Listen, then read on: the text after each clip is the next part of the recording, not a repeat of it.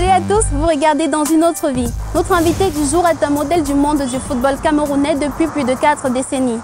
Joueur, sélectionneur, directeur technique national, il aura à ce jour arboré toutes les casquettes du monde du football camerounais. On n'oubliera jamais sa brillante participation à la 8e Coupe d'Afrique des Nations aux côtés de l'illustre Mangan Nguéné où ils iront jusqu'à la demi-finale, ni la victoire des Lions indomptables du football en l'an 2000 aux Jeux Olympiques sous sa houlette. Mais on se demande quelle autre profession en dehors de l'univers du football passionnerait notre invité. Vous avez hâte de les découvrir? Suivez-moi.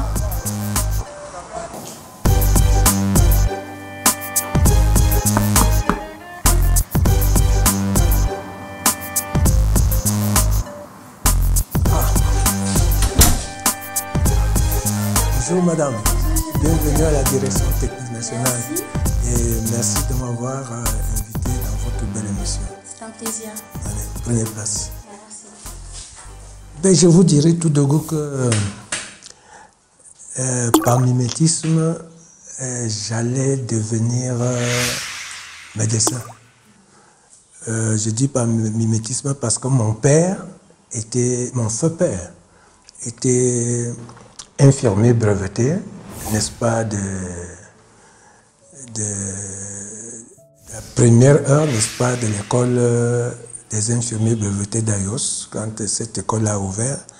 Et il faisait partie de la deuxième promotion, après la première promotion qui a été celle de feu Premier ministre Charles Assalé. En 1958, il a affecté à Kounoulunga. Je le voyais interroger les gens quand je partais souvent dans son bureau. Étant tout petit, j'avais je crois 6 ans, je le voyais interroger les malades. Tu souffres de quoi? Ceci, cela, ainsi de suite. Et parfois, il y avait de l'humour dans ce qu'il disait.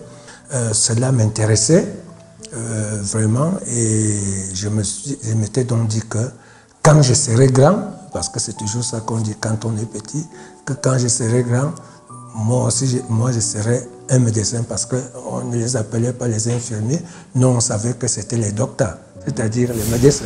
Je l'accompagnais pour voir, n'est-ce pas, tous ces malades qui étaient couchés, je voyais des situations, ça commençait, n'est-ce pas, à m'amener à me replier sur moi-même et à prendre effectivement conscience du fait que, mais comment ces gens, est-ce qu'ils ne ressentent pas, n'est-ce pas, ce que moi je ressens quand je vois quelqu'un, par exemple, qui a un pied cassé, qui a une ouverture, parce que blessé, il est tombé, il a eu un accident. Vraiment, j'ai commencé à me rétracter de cette passion que j'avais de la médecine, parce qu'effectivement, très émotif et très sensible, ne voulant pas voir, n'est-ce pas, certains cas, n'est-ce pas, qui peuvent arriver à d'autres personnes, à des personnes, par exemple, le cas d'accident, se faire fracturer le pied, avoir une blessure très grave, je vois comment on suturait, comment on transperçait la peau. Vraiment, je ne supportais pas cela. Je ne supportais pas cela. Et c'est ça qui a fait que je casse, n'est-ce pas, le rythme de fréquentation que j'avais à l'hôpital auprès de mon père. Je l'ai cassé pour ne plus voir ça. Et c'est comme ça que, n'est-ce pas, cette envie de devenir médecin, n'est-ce pas, a pris place, n'est-ce pas, dans mon subconscient et j'ai commencé à voir autre chose. Ben, vraiment, je crois que les mots me manquent. C'est des hommes que je risque de qualifier